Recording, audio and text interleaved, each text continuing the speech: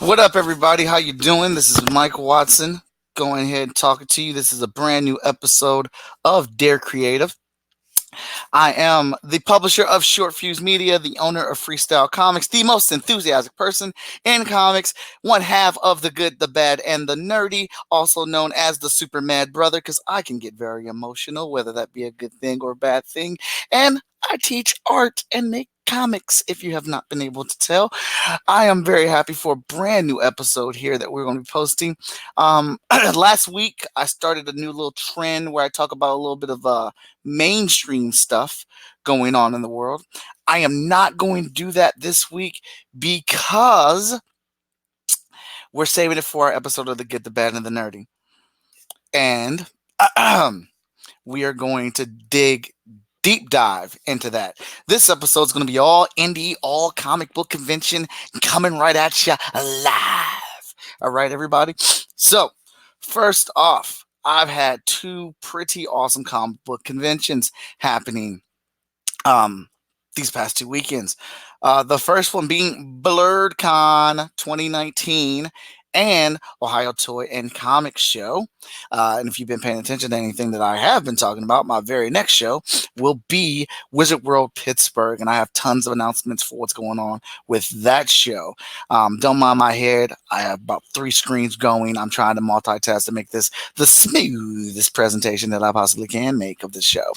So, a little bit about the BlerdCon show. BlerdCon is a pretty awesome show. I heard about this show last year, and from the images and stuff that I saw of this show, I was like, my God, I have to be at this show. Everything that I've heard about it has been absolutely positive. Everything that I've seen about the show has been fantastic.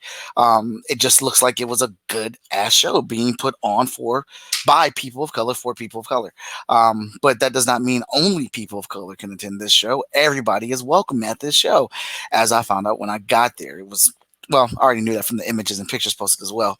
But getting there, everybody, there was all types of vendors there, so it's not secluded just to people of color having a table, if anybody was under that impression. It's not that at all. It's open to everybody, which is a great and good thing.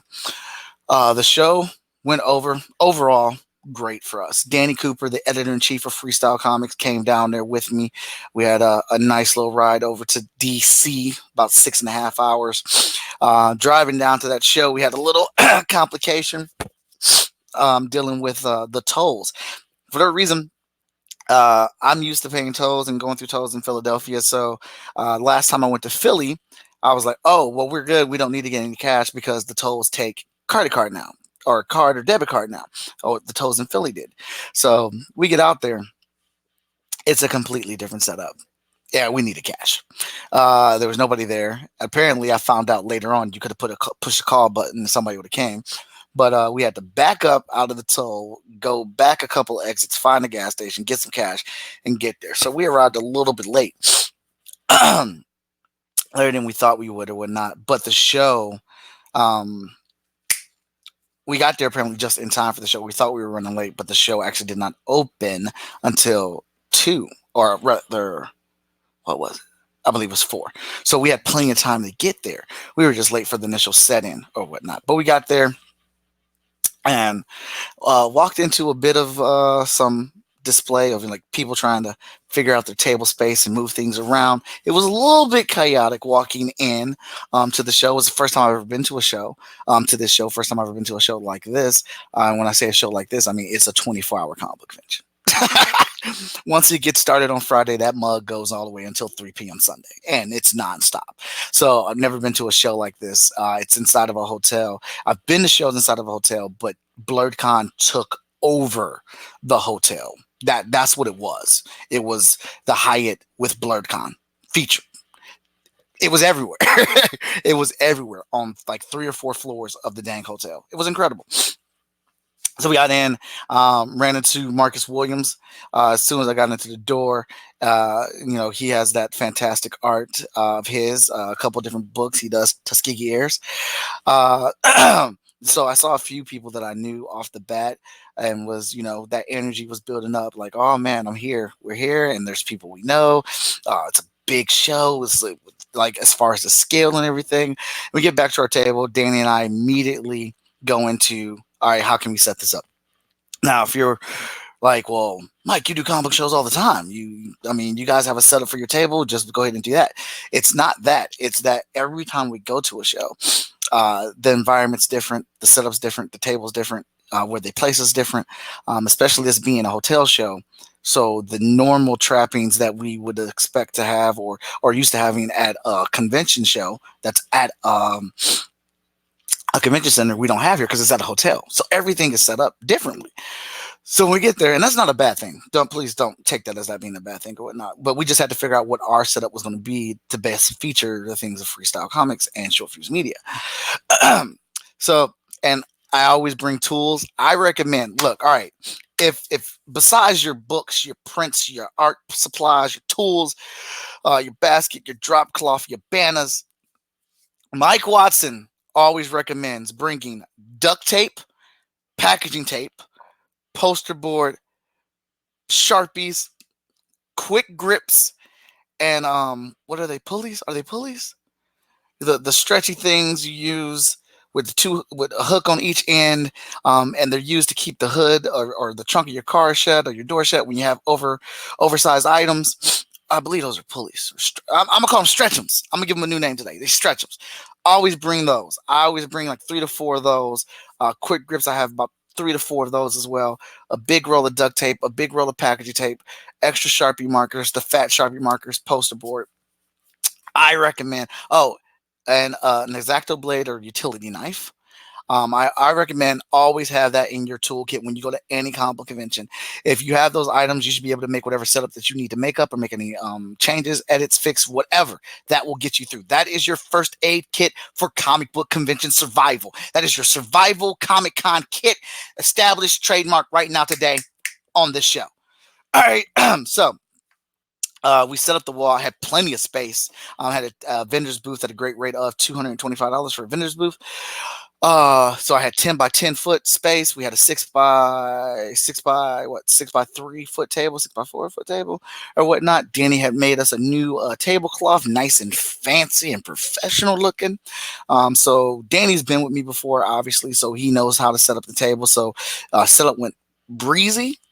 So Danny was starting to set up everything, and I was actually looking at how can we add on to the backdrop for my print display, my print wall. We were up against the wall. Actually, let's pull this back up here. Now, this is edited, not edited in Photoshop or whatnot, but so on Sunday, this is Sunday. On Sunday, we got lucky. One of the vendors had sold enough of his stuff that he had to go because he had to save stuff for another show. And then I don't know about the other guy, but he bailed out. I assume he had to catch a plane because he had a bunch of luggage and stuff. So he had a flight that he had to leave early for. So we got to co-op that space. Now, we already had one table for 10 by 10 foot space, plenty of space and room for us. But I always bring a ton of crap. My stuff is packed up into 2 pulleys to like one toolbox kit. I should have provided images of that to show you or whatnot. But we were able to co-op that space, and I had enough content and stuff to spread out over the 3 tables or whatnot. But now here is, if you guys can see it. I don't know if you can see my mouse. Let me see here. Yes. Awesome. It's like a PowerPoint live. Okay, so this is the wall, and the wall comes with 3 to 4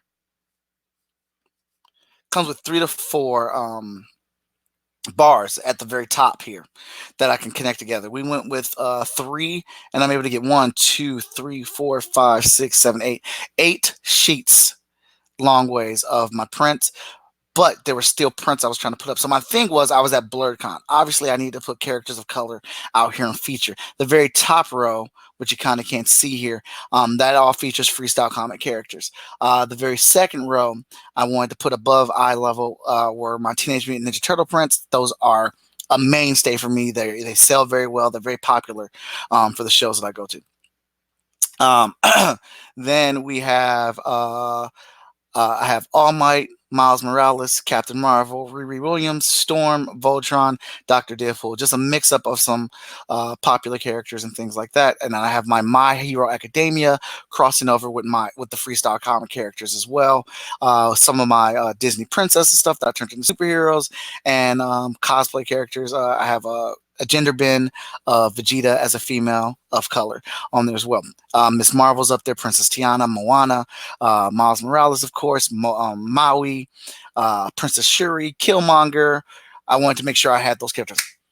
We're at a show. Understand what show you're at, and try to hit your market right off the bat. You want, even if you don't sell those prints, you want those prints to be able to catch people's eye.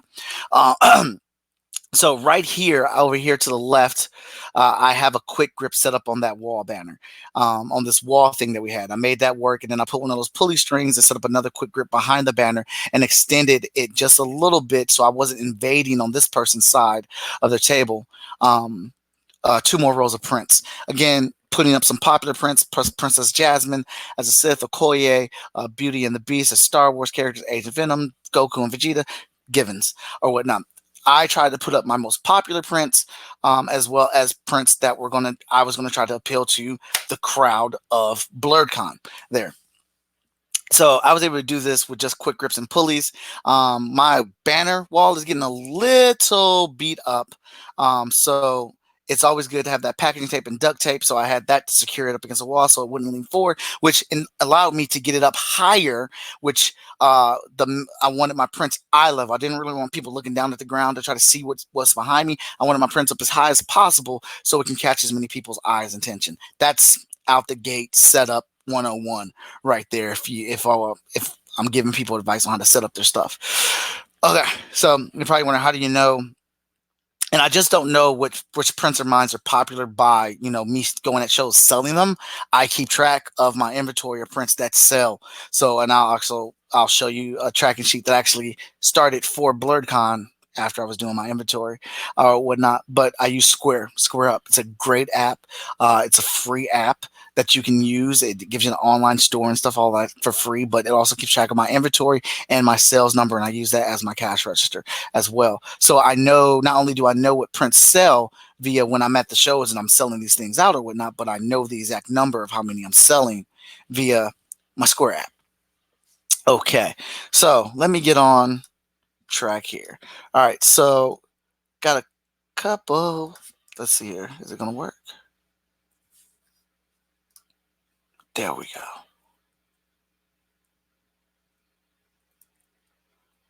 All right, so this, maybe I should save that. Yeah, I'm gonna save that. All right, so throughout the little show, I'll be posting up some pictures on BlerdCon. I'm trying to keep on to my outline, staying organized, as they would have it or say it or whatnot. Let me go ahead and change that background. All right, so again, I am using StreamYard.com. It's a great app. Love it. Been using it for the last few weeks for the good, the bad, the nerdy, and Dear Creative. I do recommend it. All right, so getting to this show, it is a 24-hour show, like I said earlier. When we got there on Friday or whatnot, this mug rolled all the way till Sunday. What's up, Mason? What's up? Okay, Mason's in the building. What's up? Veronica is in the building. What's up? How you guys doing? Thank you for joining us. Awesome. Got to make sure I pay attention to these comments. Try and check the Facebook page as well, because those comments do not post on from what I shared. So real quick sidebar, I shared on both Twitter accounts of mine. Also shared on this just in, Laura Gant, who works for Freestyle Comics, she is having Chipotle. This is a big thing for us because she doesn't eat it. She doesn't have it. Well, she doesn't have it where she lives at, but she is finally having Chipotle. Thank the food gods. This is happening right now. All right. So I shared everything through Hootsuite, which is a great app that gives you 3 social medias to be able to post on at the same time and create a schedule for free, and on both Twitter accounts. So I'm just kind of checking this stuff in and out for any comments and stuff to make sure I keep on track here. All right, let's go back to writing, branding. All right, and I am talking about the show. So it's just crazy because they literally have things scheduled, and we got there late, right? So they literally have things scheduled on this show. Um, at all times. There is something there literally for everybody going on within this hotel. So now when I say they have taken over 3 to 4 floors of this hotel, I mean not just one room. They've taken over several rooms. They've got tons of things going on here at the BlerdCon. If you're bored at this show, you're not into anything here. That's the only way you're going to be bored. They have something for everybody here for you to do. Not to mention just the hanging out asset of it all was fantastic because it's in a hotel room. So, I mean, not a hotel, it's in a hotel. And if you get there early, like if you get the rate, because they give you a discount for going to that show on the room, then you're there with everybody else that's there. Danny and I got our rooms, and thank you, Danny, and thank you, Danny's mother-in-law, for helping us get our room. We were 12 minutes away, which was in walking distance, but we still wasn't a part of it. We still had to, we'd have to go back to our room, drop off our stuff, eat, use the restroom if we needed or whatnot, and then come back down. So in that part, we kind of missed that experience. So it's like it encompasses a whole thing of being a part of that show. So next year, we definitely want to make sure that we get a room in the hotel. And the only reason we didn't get it is because I just didn't get it in time. By the time I saw that this was happening, they had already sold out or whatnot of the space there. So, and that prior to the show, that also let me know this is going to be a good show. Chances are this might be, let me correct it. Chances are this might be a good show. Again, I've never been to it, so I don't know. But for 4 floors of rooms to sell out for this convention, those are the starts of a good sign. All right, what else I got next one? So, cosplay was fantastic at this show. Fantastic cosplay at this show. I'm gonna highlight one cosplay in particular, and it was actually my favorite cosplay. This is an original character. This girl, she says she does. If I can get it right, I believe her friend does graphic design and designed the character, and then she crochets. She crocheted this joint of an original character. This hoodie is amazing the way that she has it, and it wraps around her. So the thickness of that white rim around there and how it kind of goes in the inside of her hoodie as well, it keeps a solid circle around her. So there's like no adjustment. So it always just looks cool. It always just looks cool like that. The design and the color, the way the colors are laid out on here and the design pattern of this is ridiculously dope. I love this. This is my absolute favorite cosplay of the show. And the fact that it was an original character was pretty fantastic. So I wish I would have remembered her name. Shout out to her and her partner for making and designing this character. I hope they do something with it. The business aspect of me should have kicked in and asked her what's up with that character and brought it over to Freestyle Comics if that was possible. But this was definitely my favorite cosplay. That doesn't take away from any other cosplay. There was some really fantastic cosplay. There are characters I didn't think people would do. The way they had their builds put together, original characters and mainstream characters as well. But the creativity of it really stood out. There was a He-Man of color that was super dope.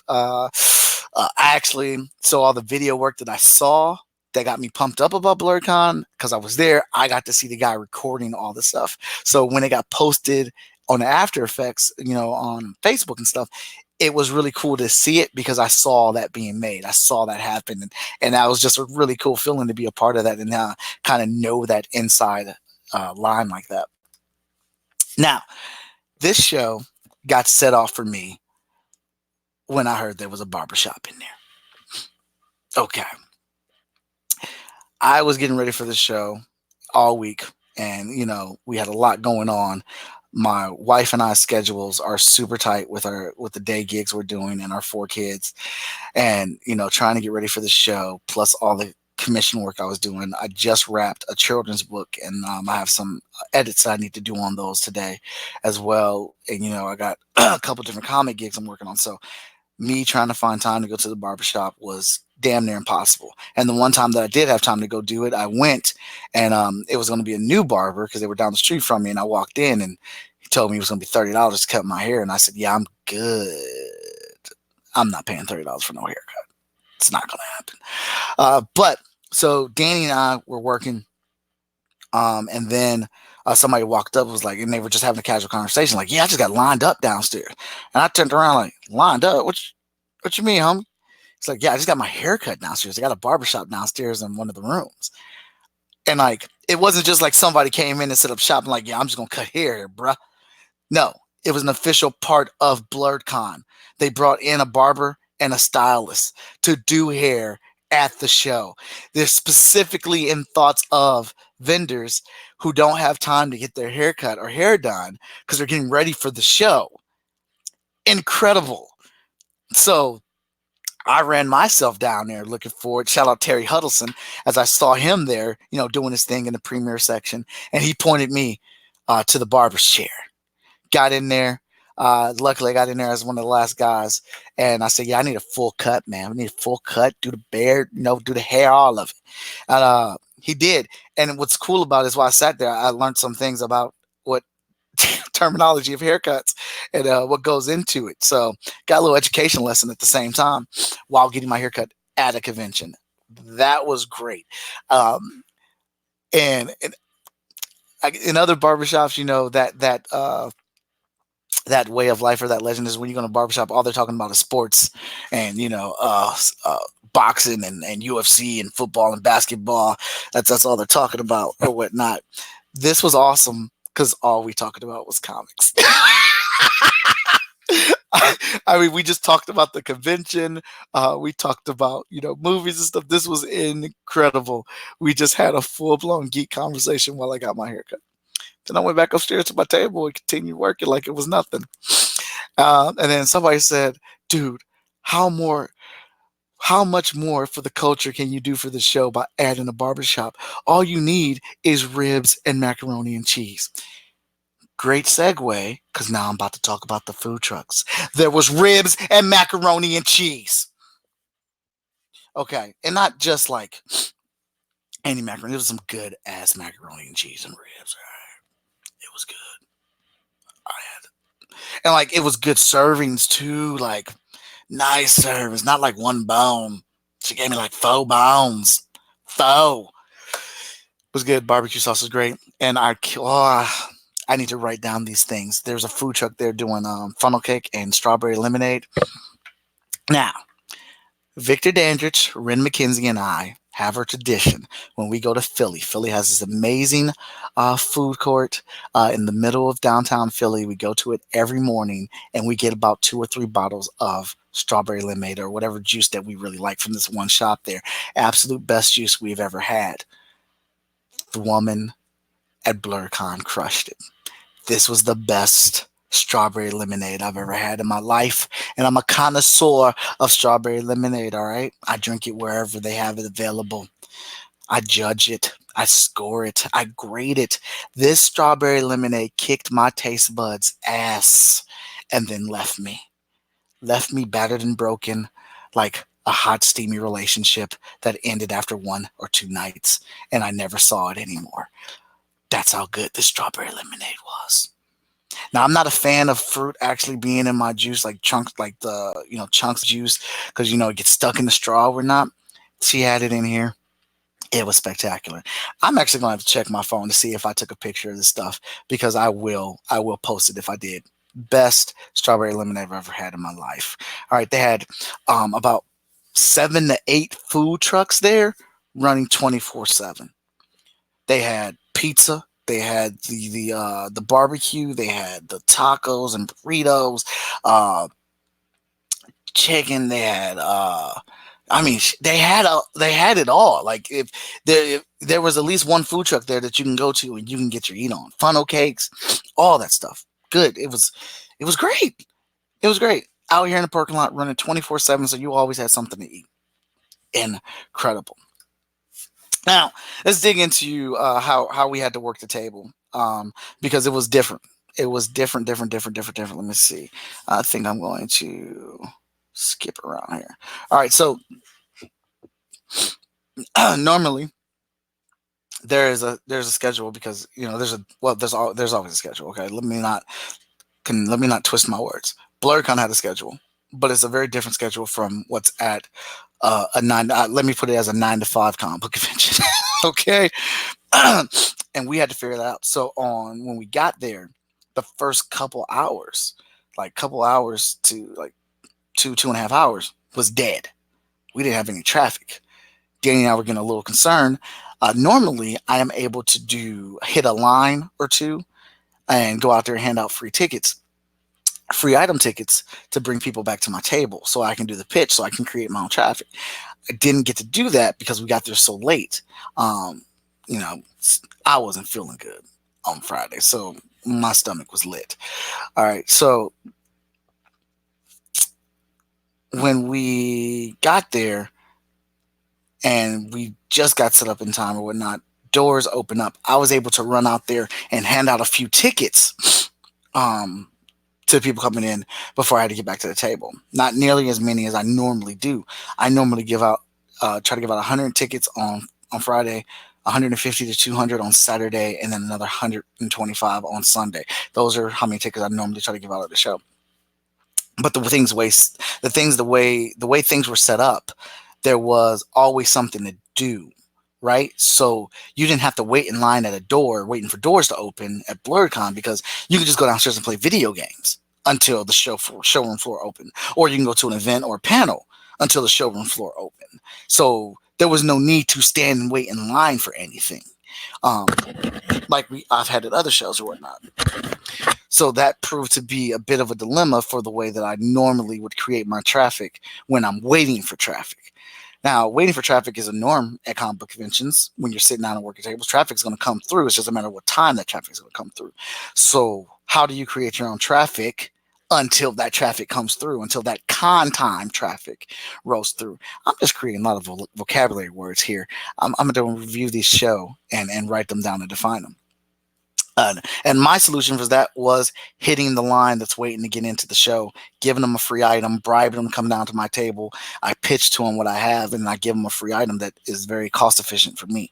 I didn't have access to that this time. So Danny and I would have to take turns, like kind of just going out and handing out tickets or whatever. But luckily, let's see, tickets. But when people came, once the con time attendees came, we had that traffic. Now, I can admit, going to my other shows and doing the ticket and the hype line and stuff, it spoiled me a little bit because I was a little bit rusty on my hard sales. I prefer not to do hard sales as soon as people come in. I don't like doing that right off the bat. I like to have a few soft sales or the tickets to come in to warm me up before I initiate a hard sale.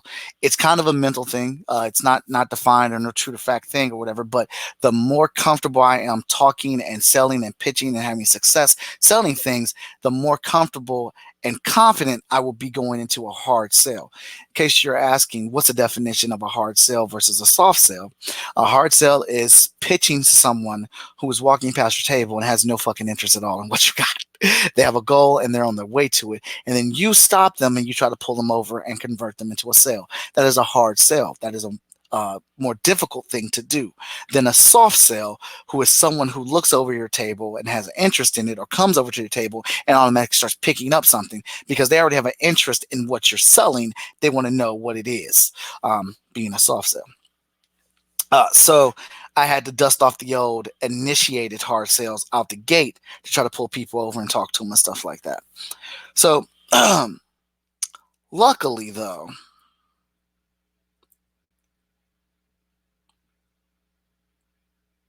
let's see here. Let me show you this. Luckily, we had a little help.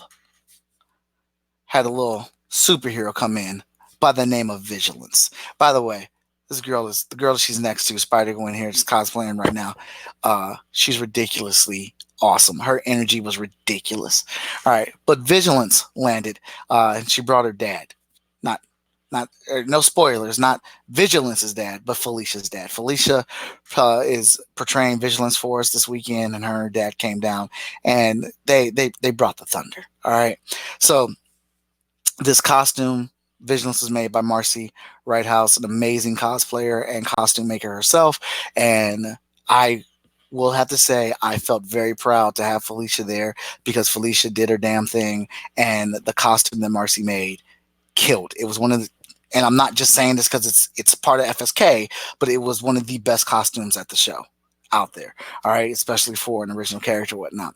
So once Felicia appeared with Vigilance, we changed our game plan.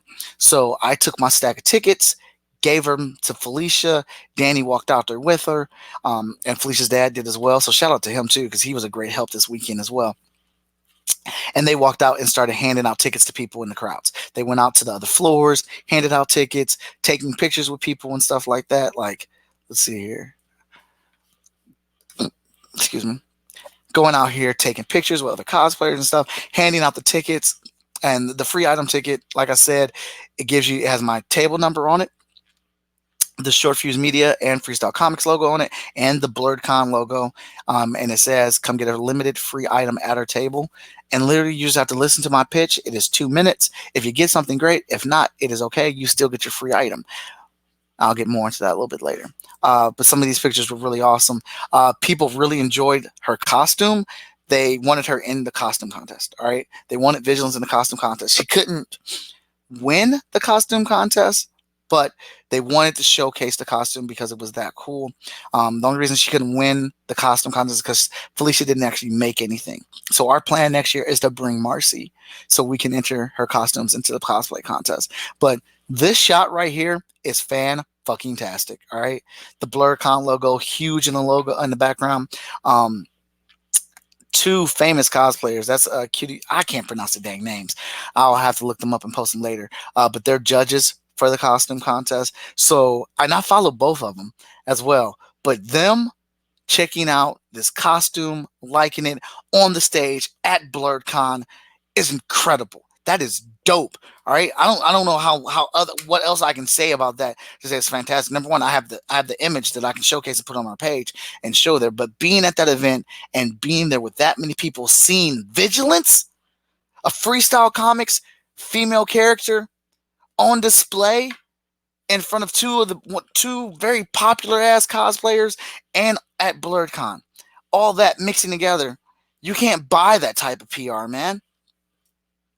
You can't buy it. So when I hit that show next year and come back in there with Felicia or Ma'anale as Vigilance, or maybe even both of them, you know what?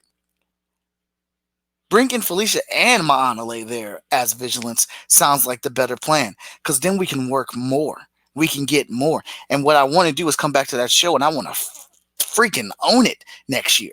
And we did a good job this year, too. So, yeah. Oh, yeah. That's just Danny and I with our Freestyle Comics hat on. Yeah. All right. So, absolutely can't thank Felicia and her dad enough for all the work they helped us with being there. But having Felicia there in that costume, it lit our table up. So people were starting to come with the tickets and stuff, and it was getting serious. This image right here that I'm going to show you. Let's see. This was a regular occurrence at our table. 1, 2, 3, 4, 5, 6, 7, 8. 8 people right there in that picture. Vigilance standing next to me. I'm on my microphone, and I'm giving a 2-minute pitch. Because of this right here, this would make other people stop at the table to see what's going on.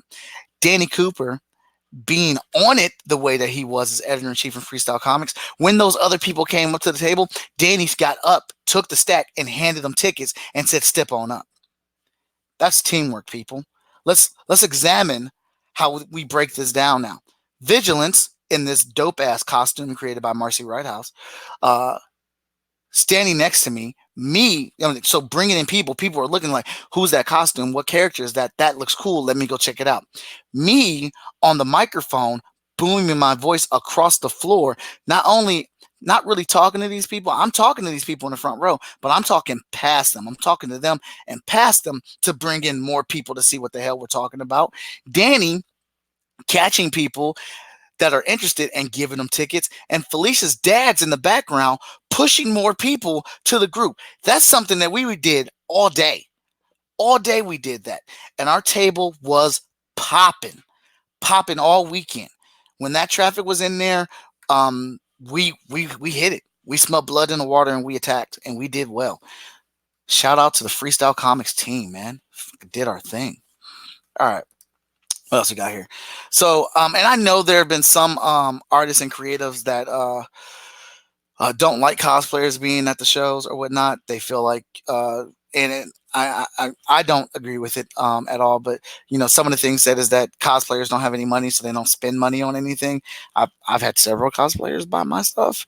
The cosplayers are just there to take pictures and hang out with other cosplayers, and so what?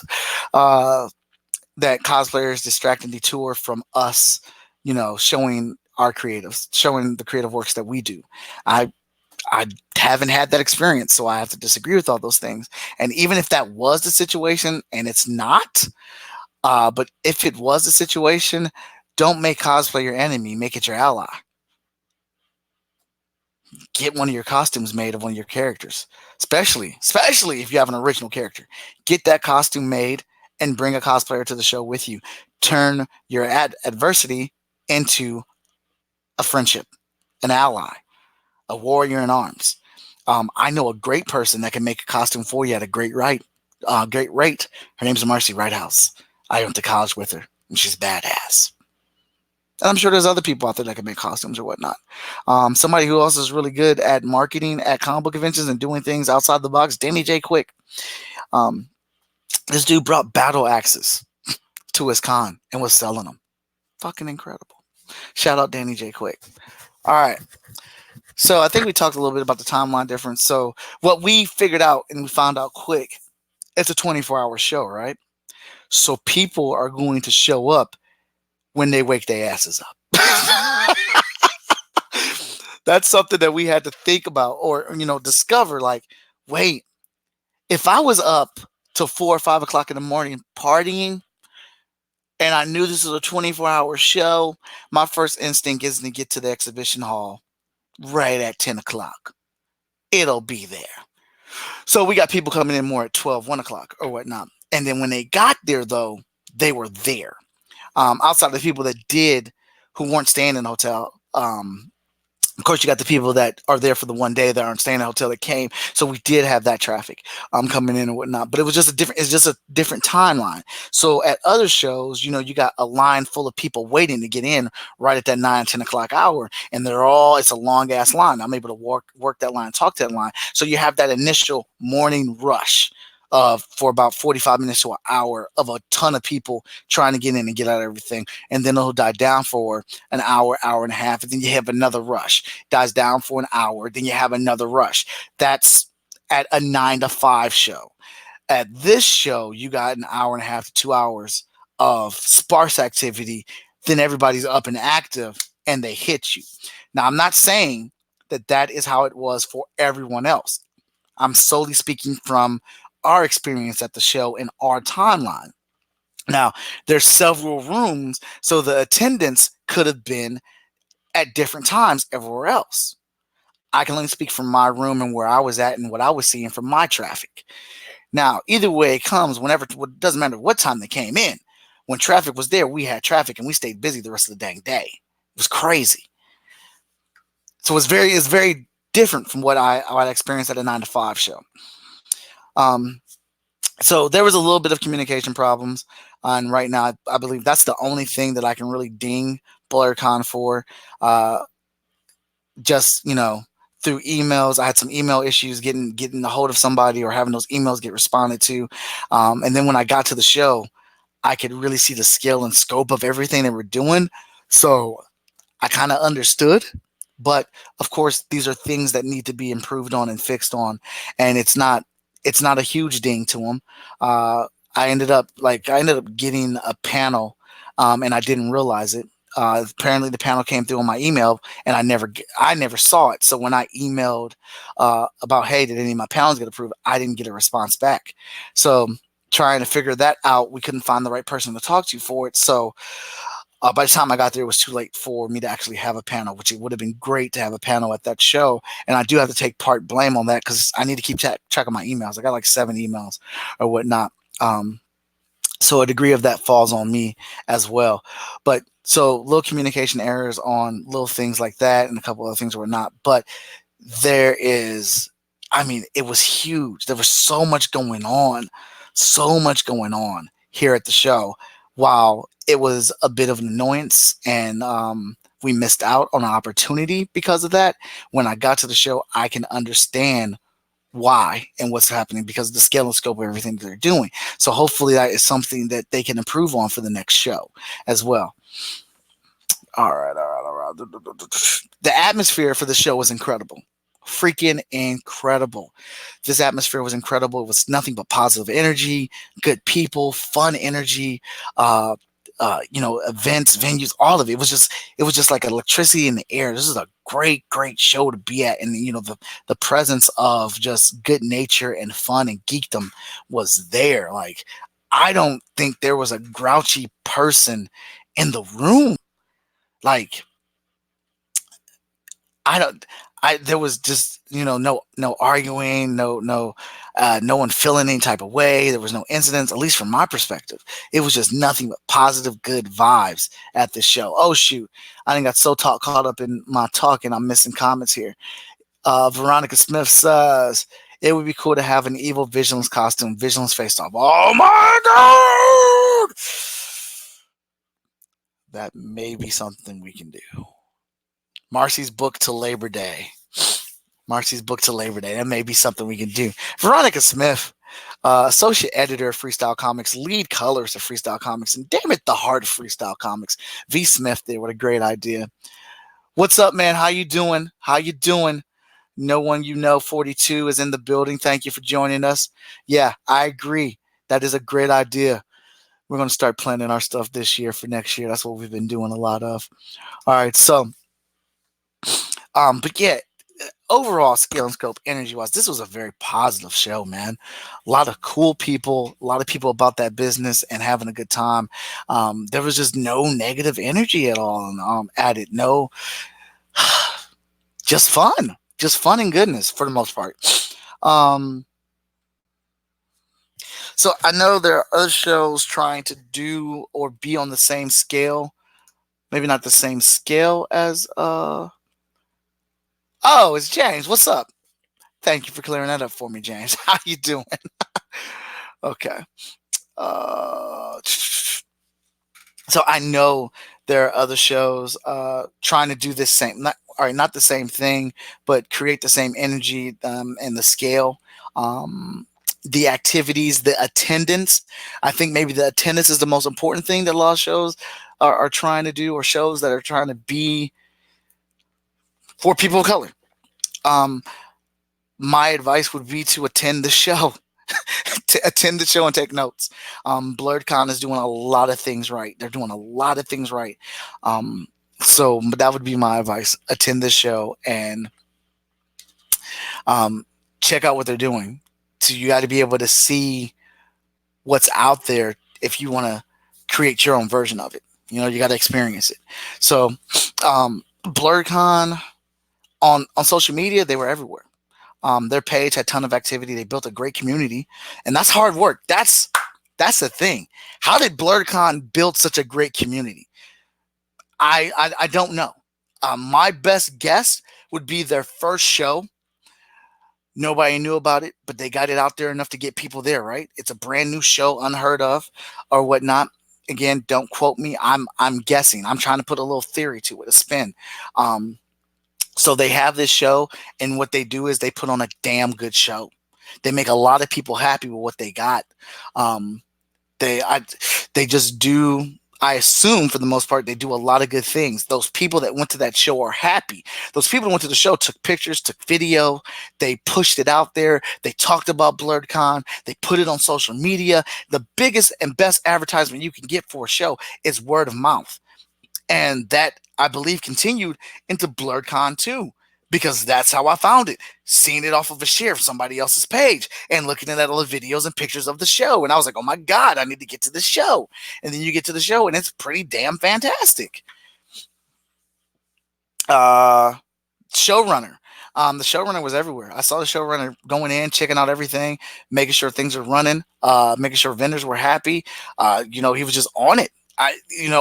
pretty much every room I was in, whenever I was out, I saw him moving around and being about involved in the show, and just keeping on his toes, just trying to make sure everybody was having a good time, trying to put out any fires if there were any, and just make things happen.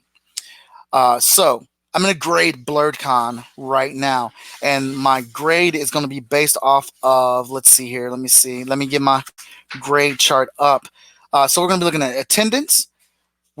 How was the crowd? Was it big numbers? Was it busy? How many hard sales versus soft sales? Was there a general interest in the products that were there? Then we're going to talk about attitude and atmosphere, how it made us feel to be there. Communication is another subject. Getting info and being able to get questions answered.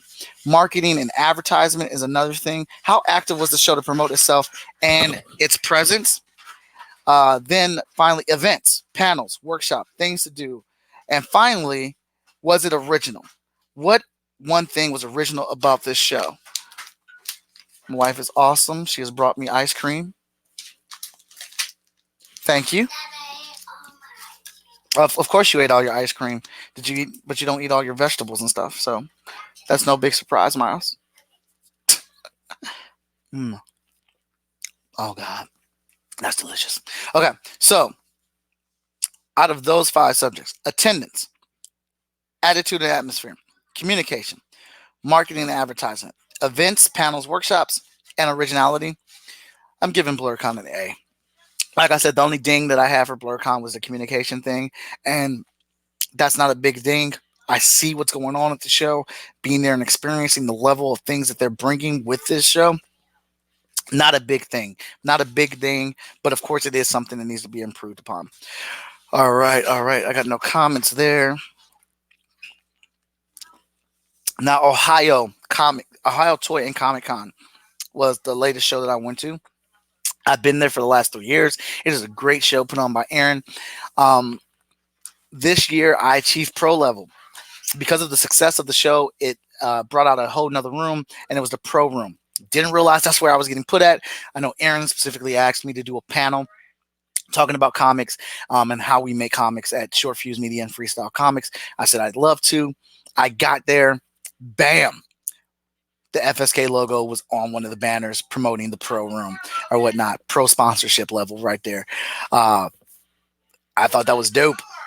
I was very, very happy with that. Got to be in the pro room, and that was awesome. My panel went great. It was a great conversation. We had really good questions. Panel went for about an hour, talking about how we make comics. I started off with, how did I even get into comic books? I downloaded that video, so I will be posting it up to the YouTube page for people to check out as well. Then it felt like stepping into big times because as I hit the pro level at the show, which I really appreciate, when you're being acknowledged by your peers that you're making comics at a pro level, that's one hell of a damn compliment, man. But the show is also stepping into that pro level. I felt like Aaron is putting on a great show with the Ohio Toy and Comic Con. It's got a great atmosphere. It's got great vendors. It's put on by people that love what they're doing. And I really couldn't think of anything negative for this show. But, it's put on with a lot of love. And maybe this is just like, hey, I'm just putting this show on so I can hang out with some really cool people and, just happen to make some money with it at the same time. But it just seems like as this show goes on, it gets a bit more, I don't want to say mainstream, but it gets more professional. And not to say that it's not professional beforehand. I'm talking about in presentation and things that Aaron is doing now, things that he wasn't doing before because of the growth of the show. Now he has to take in consideration. So the artwork and banners that he had everywhere were great, and it was fantastic. He had a table set up. He always has a table set up taking tickets and stuff. But now this time we're at the front of the hotel. He's got 3 people working that, and then he's pointing them in different directions. Aaron has got his teeth in his hands and in the muscles and the tendons of this show. He's barely at his booth. He's got people that work the booth for him, but you see Aaron in and out of this show. He's on constant tour to make sure everything is good, everything is flowing well, answering questions, taking care of everything that needs to be taken care of. He just is moving in and out and enjoying the show himself. And he's always got time to stop for a joke or two And that's the best part about Aaron. Um, so obviously, what I'm trying to say is his presence was felt in the show, and it's a very good thing, especially with the show being the size that it is. Next year, he's moving to a new venue, and I couldn't be prouder of what Aaron is doing with this show and his team. Shout out to his team, because when it came time to close up and break down, he didn't have to tell them anything. They just knew exactly what to do, and they just started breaking everything down and getting going. uh, so didn't realize I was going to be in another room. Very happy for my pro level. The main vendor hall where we all used to be had the most traffic. Obviously, because that's what everybody knows. That's what everybody has been going to or whatnot. That's been the tradition because it's the main room has been where everything is. And there was a couple rooms off, and those rooms were right next to the main room. The pro room was on the other side of the hotel. Um, excuse me, towards the main front lobby or whatnot. So when I went in there and I got ready to set up, I realized where I was versus, and these are things you have to do. All right. Number one, you got to understand what type of comic book convention you're going to. I'm going to not only it's got Comic Con in it. It is a Comic Con, but it's a toy convention before it's a Comic Con convention. All right. There are toy vendors there. That is the cup of tea. That is what most people are coming there for. So if you're doing a toy show, please understand that people are there for toys. Comics and prints and stuff are secondary on their list. Now, don't get me wrong, there are some people that are coming there for comics and prints, but that's not the majority of your audience. And you've got to appeal and be ready for your audience. The way that this show is set up, sorry guys, this guy's incredible. The way this show is set up is that you have to be ready to, you have to be ready for, oh, I'm sorry, messed up. The logo is the Ohio Toy and Comic Con show. Let me see here. Let me see if I can pull that up here. But it's themed as 80s cartoons. So what I'm going to try to do here is get this pulled up right quick. I think I should have been already did it. Oh, good, right there. No, no, no, no, no, no, no, no, no, not right there. Delete that one. I just want to take a second. I just want to show this logo to you real quick. All right. So you can see what I mean. Boom. The logo looks like it's ripped straight out the 80s, man. Straight out the 80s. And that's the thing. People are going there for old school toys along with new school toys as well. But that's the theme that Aaron pitches with this. So my my turtle prints do very well at the show because turtles are part of the 80s and 90s or whatnot. But just understand your audience and where you're going or whatnot. I understand I'm going to a smaller venue, so I've got to figure out how to work and try to appeal to that venue. So I'm going to try to have things that correlate with the toys that you would normally see at that show.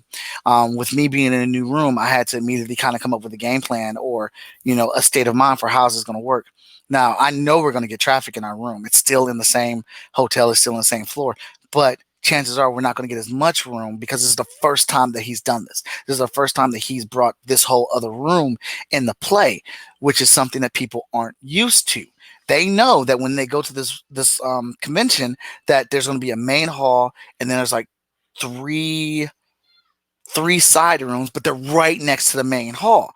That's something that they're used to. That's something that they know. So when you throw something in there new, there's always going to be a year, maybe a year or two before people fully get acclimated or adjusted to that.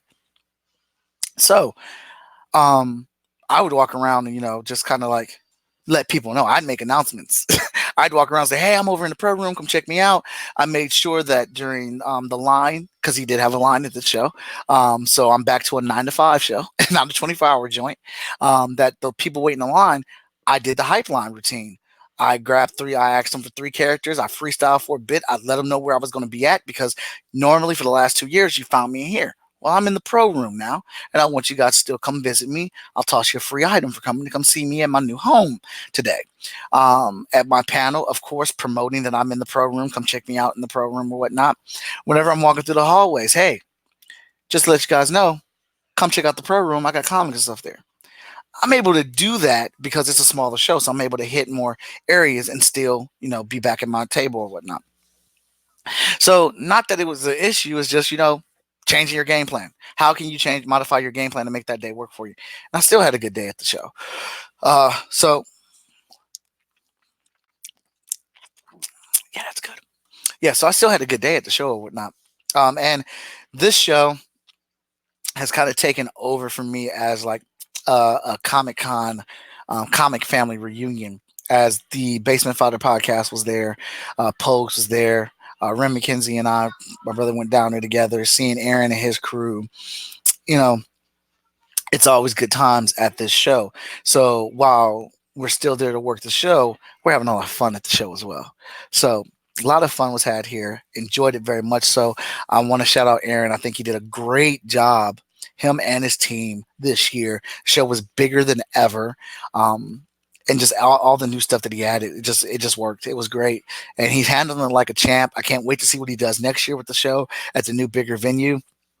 And if we are grading this show off the same thing: attendance, atmosphere, and attitude, communication. Communication was spot on, great. Marketing and advertisement, he was on it this year with the advertisement and promotional images and things like this for the show. Uh, events and panels and originality. We're gonna give the show an A plus. Going to give Ohio Touring Comic Con an A plus for a great show and good job. Can't wait to get back to the next one that he does. All right, now let me hit my list. Let me see where I'm at here. Oh wow, think we've gone into everything that I want to go into here. Did I hit all my pictures? Oh, so I just want to hit this little story here. This guy right here, man. This is a real cool story. One of the coolest stories that we had at BlerdCon or whatnot. Um, I was drawing. I got hit with. Oh, yeah. So I know what else I got to talk about. Make sure I don't leave that out. Um, I got hit with a lot of commissions at BlerdCon, more so than any other commission that I had. Also for BlerdCon, I sold more types of prints, individual prints than I ever had at any show, and we sold a lot of stuff or whatnot. So, and I'll get more into the prints here in a little bit. But this was really cool. He came over as cosplay, checking out the artwork and stuff we did. And dude, as he was flipping through the portfolio, looking at the art and stuff, his reactions were just ridiculous, man. He really loved the art and what we had going on. And he came back over the next day and he was like, "Man, I want to get a commission." He had his friends with him. Um, this is my dude. He's like a older brother to me, a father figure to me. I want you to draw him, and I'm thinking I want like a Wolverine Batman combination, Dark Claw. I was like, cool. His friends are giving him suggestions on what I should do for this thing. He's like, yeah, I hear you. I want his version though. And his friends keep giving him suggestions. He's like, I hear you. That's cool. But I think he's got something. I want to hear I want to see what he brings to it. And I was like, all right, cool. I'll do my version of it. All right. And so the picture they gave me of his older brother, dude was very fit in shape, stylish guy or whatnot. But you can tell just like kind of he wore it in his face that he's been through stuff and he's come clean on the other side. Like he's gone through some hard things, but he's still here. He's still standing, and he's proud of everything he's gone through to become the person that he is. I got that feeling when I saw this dude's picture. Like literally, I really did. So the image of Dark Claw that I did was because he had on a baseball cap in the picture. So I had Dark Claw ripping or taking off his mask, but the costume in his face, he was bleeding, and like he was battle damaged, but he was still standing. He's still here to take on the next day, to take on the next challenge. So I drew that up for him, man, and I gave it to him, and he saw it. He flipped out, man. And I was like, yeah, man, when I saw that picture, I just felt like that your man had been through something, that he'd been through some stuff, and he has come through on the other side a stronger person. And he started to cry, man. I was like, I've never had anybody, like, I've never had that type of reaction from drawing something, man. It was just like, it was special.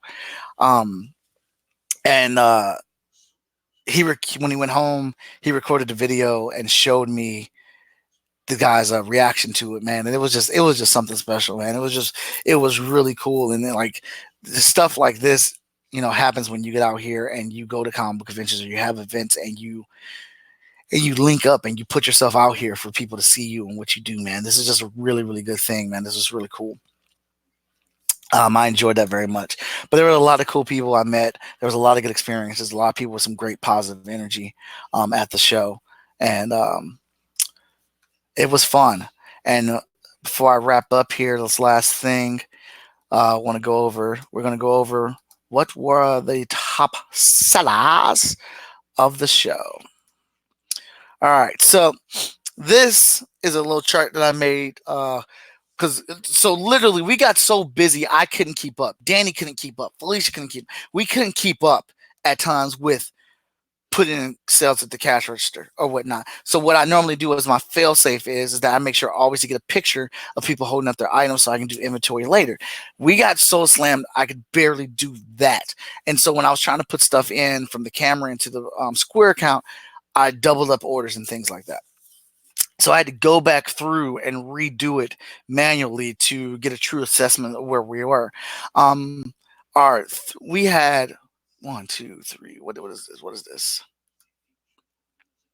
I want to say 1, 2, 3, 4, 5, 6, 7, 8, 9, 10, 11, 12, 13, 14, 15, 16, 17, 18, 19, 20, 21, 3, 4, 5, 6, 27, 28, 29, 30, 31, 32, 3, 4, 6, 37, 38, 39, 40, 41, 42, 43, 45, 46, 47, 48, 49, 50, 51, 52, 53, 54, 55.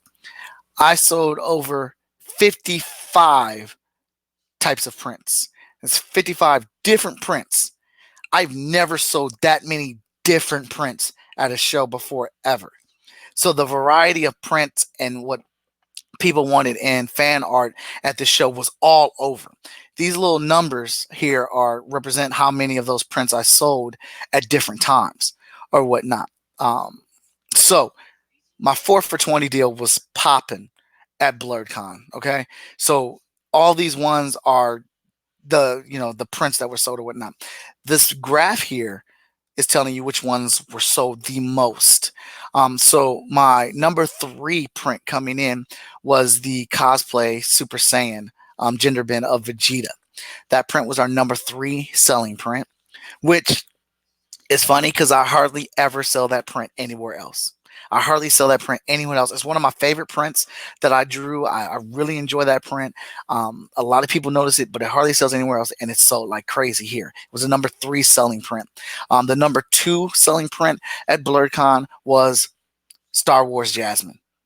Sold like hotcakes. Everybody freaking loved that print.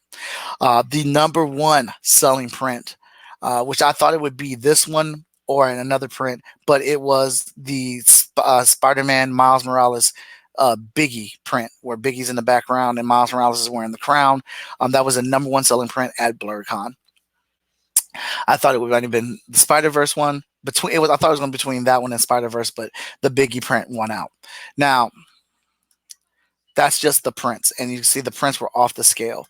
Next up, comic books. So this being the first time being at this show, are the books that sold Hotshot number 1, Hotshot number 2, Hotshot number 3. Emerald Quest number 1, Heroes International number 1, Heroes International number 2, Vigilance 1, 2, and 3, Cypher 1, and the Source book. Our number 1 selling comic book of the weekend, Vigilance number 1. It helped having Vigilance there in cosplay as well. That tends to be the case. Number 1 selling book. Our number 2 selling book for the weekend was Hotshot number 1. And then we had a tie between Emerald Quest and Heroes International number 1. Yeah, Heroes International number 1. Sorry, blended in there a little bit. So, but technically, Heroes International number 1 was 3 because these yellow bars right here represents me giving a free copy away. So I had a deal going on at BlerdCon. If you bought all 5 of the number 1 issues, you get the Source book for free. Okay. And then Danny never got his #1 copy of Emerald Quest. He had a sketchbook cover, so we just swapped those out. Danny gets a comp copy of it as he worked on it or whatnot. Um, so I did that deal with the source book a couple times, and then Vigilance. I forgot what the deal was I did with that. I think somebody bought like got so many books or whatever. I tossed them the Vigilance #1 for free. But so #1 book Vigilance, #2 Hot Shot #1, and #3 Heroes International and #1. People were buying a lot of books. So the good thing about this is I know what to bring. Well, I always bring all my books, but next year when I go to BlerdCon, I'm going to need to stack up a little bit more on the 4, 5, 6, 7, 8, 9 of Hot Shot. Definitely going to bring EmeraQuest #2, #3, Heroes #3. Gonna have to stack a little bit extra on those books because we have a lot of people that bought that, but still keep the same rhythm of #1 issues that I bring. So I might have to double up my #1 order and especially double up my back issues of the books because my expectation is that people are generally going to like them and return back like, hey, I want the new issues. So this was a hefty episode of Dear Creative. I want to thank you guys for checking me out and tuning in. As always, you can find me on Instagram, Facebook, and Twitter as Art of Mike Watson. Be sure to give me a follow, subscribe, follow, like, dislike, whatever, but put some attention on my YouTube page for Dear Creative. Spread the word. Be sure to check out shortfusemediagroup.com on our website to order any of our books. And be sure to check out The Good, the Bad, and the Nerdy as we will be premiering a new episode tomorrow. And we're going to be talking all about San Diego Comic-Con announcements and things like that. And just in, we'll have a special guest with us, Stephanie Menard, the writer of Vigilance #4 and the ongoing series Vigilance from Freestyle Comics. As always, everybody, thank you for tuning in. I appreciate it, and stay epic.